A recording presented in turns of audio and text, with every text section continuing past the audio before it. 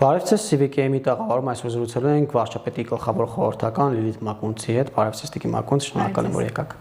Տիկին Մակունց, սկսենք մեր խոսակցությունը Իրանի շուրջ զարգացումներից, հավանաբար դա կարող ենք նաև պատերազմ անվանել եւ դրանից բխող հետևանքները Հայաստանի վրա եւ Հայաստանի շուրջ։ Օրինակ Ռոբերտ Քոչարյանը ու բազմաթիվ ընդդիմադիր շրջանակներ պնդում են, որ TRIP նախագիծը, որը Վաշինգտոնից համաձայնեցվել է եւ միսուարին է ստանալու առաջիկայում կարող է ցախողվել, տեղի չունենալ եւ չեղարկվել հասկանալի պատճառներով, որովհետեւ Իրան-ամերիկյան հարաբերություններն են լարված եւ պատերազմ է եւ Միացյալ Նահանգները չի կարողանա այլևս գալ եւ այդ նախագիծը իրականացնել Իրանի հետ անմիջական սահմանին։ Նախ շնորհակալ եմ հրավերի համար։ Գիտեք, օգոստոսի 8-ից առաջ 2025 թվականի եւ օգոստոսի 8-ից հետո Հայաստանի Հանրապետության համար անվտանգային տեսանկյունից իրավիճակները բավականաչափ տարբեր են։ Եվ եթե այս պատերազմական գործողությունները մեր տարածաշրջանում եթե լինեին օգոստոսի 8-ից առաջ, բնականաբար մեր անհանգստությունների մակարդակը բոլորովին այլ կլիներ, քան այսօր է։ Ուզում եմ համոզվածություն հայտնել, որ մեր անվտանգության բոլոր գերատեսչությունները ոչ միայն հետևում են, այլև ակտիվ գնահատողական փուլում են յուրաքանչյուր օր իրավիճակի վերաբերյալ, որպեսզի անհրաժեշտ գործողությունները ձեռնարկեն հնարավոր ռիսկերը չեզոքացնելու համար։ Ռիսկերի մասին բովանդակային որևէ բան հնչեցնել չեմ կարող, որովհետև նախ չեմ տիրապետում տեղեկատվության համապարփակ, դա համապատասխան գերատեսչությունների գործառույթն է։ Բայց ուզում եմ անդրադառնալ TRIP-ի վերաբերյալ հարցին եւ ասել, որ TRIP նախագիծը, հայ-ամերիկյան նախագիծը ոչ միայն տնտեսական դրական ազդեցության նախագիծ է Հայաստանի համար եւ տարածաշրջանի համար, այլև մեր պետության համար այն առաջին հերթին ունի անվտանգային գործոն։ Այն բոլոր քաղաքական ուժերը եւ անհատները, ովքեր փորձ են կատարում համեմատել այլ պետություններում գտնվող ամերիկյան ռազմական ենթակառուցվածքները ճանապարհի հետ, որն է հայ-ամերիկյան այդ նախագիծը, իմ համոզմամբ պարզապես տեղին չեն։ Իսկ ռիսկերի վերաբերյալ արդեն անդրադարձա, որ ինքս այդ մասին խոսել չեմ կարող, դրանք համապատասխան գերատեսչությունների ուշադրության ներքո են։ Տիկին Մակունց, երբ խոսում եք TRIP-ի մասին ու մատնանշում, որ այն խաղաղ ենթակառուցվածքի եւ ռազմական որևէ բաղադրիչ չունի, հետեւաբար չի կարող Իրանի համար թիրախ հանդիսանալ կամ չի հանդիսանա, կան քննադատություններ, որ Իրանը բազմաթիվ այլ ենթակառուցվածքներ Միացյալ Նահանգներին պատկանող տարբեր երկրներում թիրախավոր է։ Ինչու ապա չէր կարող TRIP-ը։ Ես չհնչեցրի այն գնահատականը, որը դուք հնչեցրիք, ես պարզապես զուգահեռ տարա ռազմական ենթակառուցվածքների եւ ոչ ռազմական ենթակառուցվածքի համեմատության հետ։ Թե արդյոք այն կարող է թիրախավորվել, թե ոչ, դա իմ գնահատման չի կարող արժանանալ, այլ պետք է գնահատականի արժանանա անվտանգության բոլոր գերատեսչությունները, այդ թվում պաշտպանական մեր կառույցների կողմից։ Ռիսկ կա TRIP-ի չեղարկման։ Չունեմ այդպիսի գնահատական այս պահին,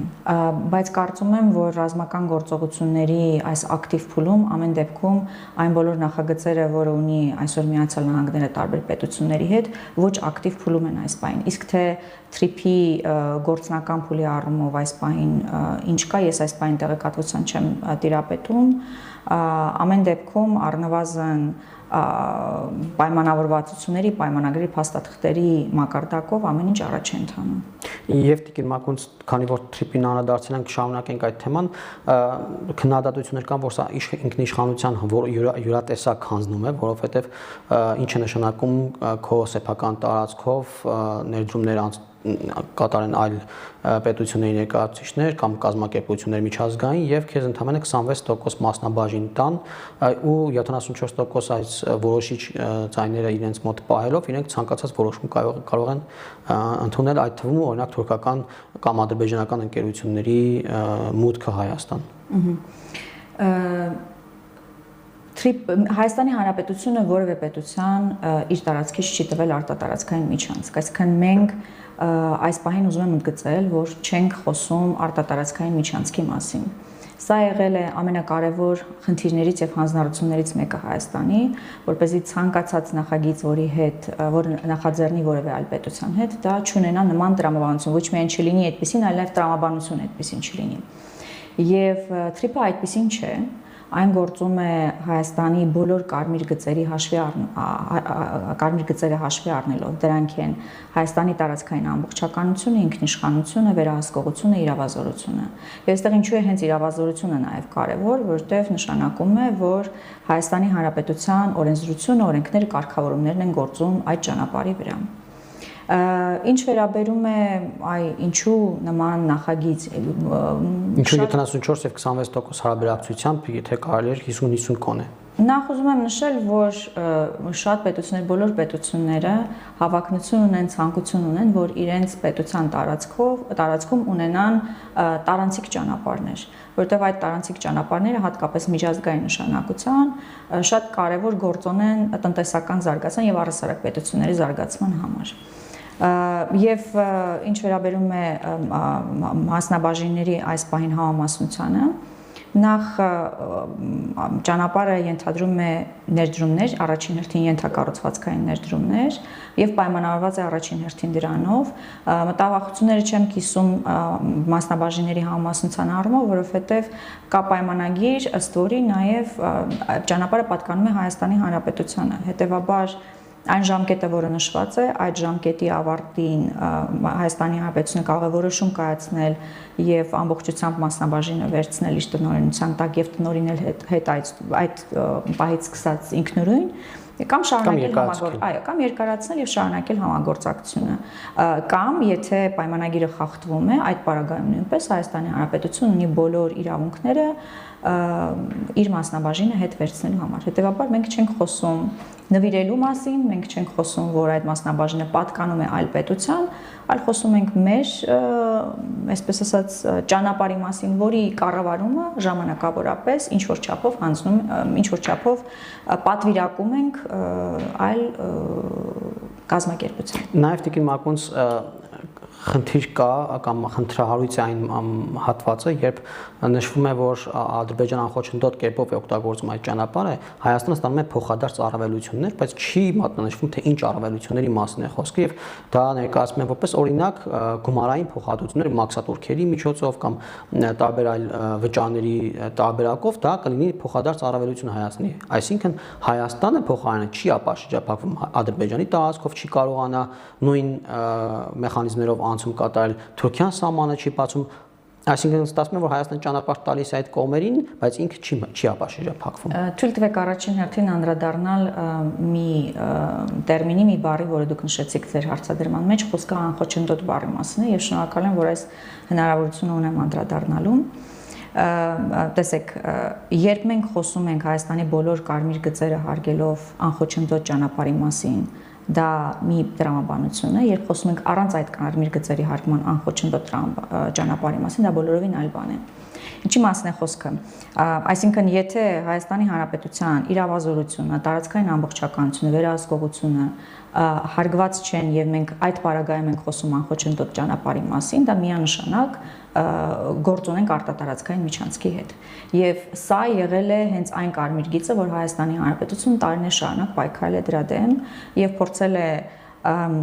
համաձայնության հասնել այն պետությունների, այն գործընկերների հետ, ովքեր բոլոր գծերը, այդ կարմիր գծերը կհարգեն։ Երբ խոսում ենք այդ բոլոր արժեքների հարգմամբ անխոչնդոտ ճանապարհի մասին, դա պարզապես նշանակում է, որ Հայաստանի տարածքում եւ օրենքների ինքնիշխանության ներքո Հայաստանը արհեստական խոչընդոտներ չի ստեղծում ճանապարհի ընթացքի անցման ուղղությամբ, այդ պարզապես դրա մասին է խոսքը։ Մնացել հարցին Հայաստանը չի ապաշրջափակվում ըստ էության, նա փոխադարձ առավելություններ այո ստանում է, բայց դա կլինի, չգիտեմ, գումարների տեսքով եւ այլն, այսինքն Ադրբեջանը կօգտագործի լիարժեք կերպով մեր տարածքով անցնող ճանապարհը, բայց մենք փոխարենը չենք կարողանա օգտվել իրենց տարածքով անցնող ճանապարհներից։ Դրա մասին թե արտաքին գործերի նախարարություն, թե վարչապետը մանրամասն քանիցս անդրադարձել է, որ Հայաստանը հասանելիություն է ունենում միջազգային տարբեր շուկաների, ոչ թե ավանդական մեկ շուկայի, եւ նաեւ կարողանում է ապահովել նաեւ մեր տարածքով հասանելիություն այլ տարածաշրջանների եւ նաեւ այն հանդիսանում է խաղաղության խաչմերուկ նախագծի մաս, որ իհարկե զարգացման ճանապարհը չի սահմանափակվում 42 կիլոմետրով եւ Թրամփի ուղիով եւ դա է պատճառը, որ մենք հիմա դիտարկում ենք բոլոր այլ տարբերակները, այդ թվում հարավկովկասյան երկաթուղու կիրառման հնարավորությամբ, որպեսզի այն ամբողջությամբ գործարկվի։ Այսինքն դա արդեն հարավկովկասյան երկաթուղու մասը դա խաղաղության խաչմերուկի բաղադրիչների մեջ։ Տիկին Մակունց վերջին հարցից թրիպի հետ կապված Ռոբերտ Քոչյանը անդրադառնալով վերջում իր վերջին հարցազրույցին ասում էր, որ սա կարող է նաև Իրանի դեմ հետախուզական գործողություններ իրականացնելու հարթակի վերածվել եւ Միացյալ Նահանգները այստեղ շահ չունի տնտեսական շահի իմաստով իր շահը հենց Իրանի հետ սահմանն է եւ դրա համար է TRIP նախագիծը հետաքրքիր Ամերիկային եւ միայն TRIP նախագիծը ոչ միայն տեղավորվում է խաղաղության խաչմերուկ նախագծի տրամաբանության մեջ, այլ նաև տեղավորվում է միջին միջանցքի տրամաբանության մեջ, որը շատ հսկայական մեծ նախագիծ է, առաջին հերթին տնտեսական նախագիծ է, այնպես որ չեմ կիսում այդ կարծիքը։ Եվ Իրանին գալով նորից Տիկին Մակունց ինչ պետք է անի Հայաստան, ինչպես պետք է դիրքավորի իրեն, որովհետև մենք տեսնում ենք, որ մեր հարևան երկրում պատերազմ է, դա մեր երկու պատասխաններից մեկն է, այնտեղ հիմա փակ են ըստ էության սահմանները, նաև օդային միջանցքն է փակ, եւ ինչպես պետք է վարվի Հայաստանը, որովհետև մյուս կողմում էլ իր մյուս գործընկերն է Միացյալ Նահանգները, ու արդյոք Հայաստանը պետք է միջամտի թեկուզ միջնորդական դեր ստանձնելով, օրինակ զանգելով իր արևմտյան գործընկերներին, ինչ որ փորձեր անելով հանդարտեցնել իրավիճակը կամ ունի այդպիսի հնարավորություններ։ Մեզ համար շատ ցավալի է, որ այս պահին կա տարածաշրջանում պատերազմական իրավիճակ եւ կողմերում մեզ համար շատ կարեւոր եւ բարեկամ պետություններ են։ Հայաստանի Հանրապետությունը համոզված եմ, որ շատ ճիշտ է դիրքավորված այս պահին եւ մենք չենք կարող շռայլություն թույլ տալ եւ առաջնորդվել այնպիսի տրամաբանությամբ, որը չի բխում Հայաստանի Հանրապետության շահերից։ Միևնույն ժամանակ Հայաստանը բնականաբար պատրաստական է բոլոր այն իրավիճակներում, երբ մենք կարող ենք հանդես գալ միջնորդի դերակատարությամբ, բնականաբար մենք մեր պատրաստակամությունը մշտապես հայտնել ենք եւ հանդես կգանք նման դերակատարությամբ, բայց չենք կարող նաեւ հանդես գալ նախաձեռնություններով, որոնք մեղմ ասած անլուրջ կընկալվեն մեր գործընկեր պետությունների կողմից։ Հետևաբար ձեր հարցի պատասխանը այո, կարծում եմ ճիշտ է դիրքավորված Հայաստանի Հանրապետությունը եւ եթե հնարավորություն լինի, ապա միջնորդական ջանքերով ինչպես պետք է արտահայտվի այդ հնարավորությունը, որպեսզի Հայաստանը միջնորդական դեր ստանձնի երկու կողմերի հակամարտության մեջ։ Ես նկատի չունեմ միայն այս իրավիճակի վերաբերյալ, այլ առհասարակ այն բոլոր իրավիճակները կարող են տարբեր լինել, խոսքը չի վերաբերում միայն ակտիվ պատերազմական գործողությունների ընթացքում միջնորդություն։ Ինչու եմ հարցնում, որովհետև քննադատություն կա այդ ուղղությամբ եւս, որ Հայաստանը չի միջամտում, չնայած հնարավորություն ունի, որովհետև երկու կողմերի հետ լավ հարաբերություններ ունի եւ կարող է զանգել օրինակ Թրամփին եւ կամ արևմտյան գործընկերներին եւ ասել ինչ եք անում, ստոպ, մեր տարածքն է, միակ մեր բաց սահմանն է։ Ես արդեն արձագանքեցի, որ ամեն դեպքում մենք չենք ձեռնարկի այնպիսի գործողություններ, որով Հայաստանը անլուրջ ընկալվի, բայց նաև տեսնում ենք, որ բազմաթիվ պետություններ, այդ թվում արևմտյան պետություններ այս պահին ներգրաված են փորձելու կարգավորել իրավիճակը եւ հանդարտեցնել։ Այդպիսի միջնորդական ջանքերով հանդես եկող պետություններ կան։ Մեր պարագայում մեր դիրքավորումը կարծում եմ, որ ճիշտ է։ Իսկ մենք պատրաստ ենք սահմանին հնարավոր զարգացումներին, նկատի ունեմ մարդկանց հոսք, բեռների հոսք եւ այլն, որոնք կարող են Իրանից դեպի Հայաստան գալ, պատրաստ ենք փախստականներ ընդունել օրինակ։ Համոզված եմ, որ մեր պարկան գերատեսչությունները այդ հարցը ուշադրության կենտրոնում են պահում եւ ունեն համապատասխան սցենարներ արձագանքելու։ Գալով ավելի ներքաղաքական հարցերի Տիկին Մակունց արտաքին հետախուզական ծառայությունը տվյալներ հրապարակեց համաձայն որի որևէ այլ երկրում հատուկ ծառայությունները փորձում են միջամտել Հայաստանի ներքին գործերին ընտրությունների հետ կապված եւ ստիպում են գործարար համայնքի ներկայացուցիչներին ֆինանսավորել տարբեր Հայաստանի քաղաքացիների մուտքը Հայաստան այդ օրերին, որպեսզի նրանք մասնակցեն ընտրություններին, ինչու չի ասվում, որ երկրի անունը, ինչ ծառայությունը եւ ինչպիսի քայլեր պետք է ձեռնարկի Հայաստանը, որպեսզի այդպիսի միջամտությունները չեղարկի կամ խափանի։ Ես չեմ կարող արտաքին հետախուզության ծառայության փոխարեն արձագանքել կոնկրետությամբ, որոշակիությամբ, թե ինչ գործարարների մասին է խոսքը, որ երկրի մասին է խոսքը, բայց համոզվածություն կարող եմ հայտնել, որ արտաքին հետախուզական ծառայությունը եւ մեր անվտանգային մյուս կառույցները ազգային անվտանգությանը վնաս հասցնող նշաններ են տեսել այդ տեղեկատվության վերաբերյալ եւ դրա համար տեղի ունեցել այդ հրապարակումը եւ համոզված եմ, որ մեր պատկան մարմինները բոլոր գործողությունները կձեռնարկեն կանխելու ցանկացած միջամտություն Հայաստանի Հանրապետության ներքին գործերին եւ այդ միջամտությունն է, որ որակում են որպես ազգային անվտանգությանը վնաս հասցնելու միտում։ Տիկին Մակոնց, օրինակ, եթե մարդիկ գալիս են Հայաստան եւ ակնհայտ ուղղորդված են, բայց ինչպես պետք է պետական մարմինները, գերատեսչությունները հասկանան եւ արձագանքեն ու ապացուցեն դա, որ մարդը իր ցանկությամբ չի եկել Հայաստան ընտրելու կամ թեկուզ չընտրելու համար ու ինչ մեթոդներ կան այստեղ գործիքակազմը ո՞րն է, մարդը եկել է Հայաստան, իր երկիր, ինքը քաղաքացի է, գնում է ընտրում է։ Եկեք բոլոր այն հարցերը, որոնք վերաբերում են մեր իրավապահ մարմիններին, թողնենք իրենց դաշտում, իրենք այդ խնդիրներին արձագանքելու մեթոդներ ունեն եւ բնականաբար օրենքով սահմանված կարգով եւ մեր օրենսդրությամբ կարձագանքեն դրան, այնինչ վերաբերում է շատ ավելի հեռուն գնացող միտումներին, դա էլ թողնենք արդեն ազգային անվտանգության մեր համապատասխան գերատեսչություններին։ Քաղաքական առումով ես այս պահին արձագանք չունեմ ձեր հարցին։ Իսկ քաղաքական առումով հնարավոր է որոշում, որպեսզի այդ կուսակցությունը, որի համար կարող են եւ քվեարկելու, եթե ապացույցներ հայտնվեն, կուսակցության գրանցումը չեղարկվի։ Կենտրոնական տրական հանձնաժողովը դրան կարձագանքի արդեն ըստ անհրաժեշտության։ Քաղաքական որոշման կարիք չկա դրա համար։ Քաղաքական որոշումներ չեն կարող նման հարցերում կայացվել։ Նաև անդրանք հայ դատին, գիտեք, որ հավանաբար որ 3 հրապարակումներ արեցին, որ Ադրբեջանի հետ փոխկապակցված ընկերություններ օգտագործելով նաև հայ պաշտոնյաների եւ ոչ միայն պաշտոնյաների փորձել են հայ դատին հարվածող մեկնաբանություններ անել, գործողություններ անել, ինչպես կարձագանքի Տիկին Մակոնց, որ Հայաստանից Ադրբեջանը կարողացել է օգտագործել իր հնարավորությունները այդպիսի գործողություններ անելու ու չնայած տեսանք մենք նաև հերքումներ Տիկին Մարիա Կարապետյանի կողմից, Նժդե Իսկանդարյանի կողմից։ Դե հերքումները կան իհարկե, եւ դրան ավելացնելու ոչինչ չունեմ, որովհետեւ նախ ծանոթ չեմ անկեղծ ասած այդ ամբողջ հայտարարությանը հայդատի, ես միայն իմ գործընկերների արձագանքից իմացա, որ ինչ որ նման հայտարարություն է տարածվել, դա բնականաբար բացարձակապես մերժելի եւ անհնար մեղադրանք է, այսինքն նման բան գոյություն չի կարող ունենալ։ Դուք որևէ կերպ շփում ունեցել եք Ամերիկայում հայդատի գրասենյակի հետ։ Իմ առաքելության երևի ամենանախնական փուլում եմ իրենց հետ շփում ունեցել, որը չեմ կարող համարել արդյունավետ բնականաբար եւ ոչ էլ իրենք կարող են դա համարել արդյունավետ եւ այդքանով դա ավարտվել է մեր շփումը, որովհետեւ մեր նպատակները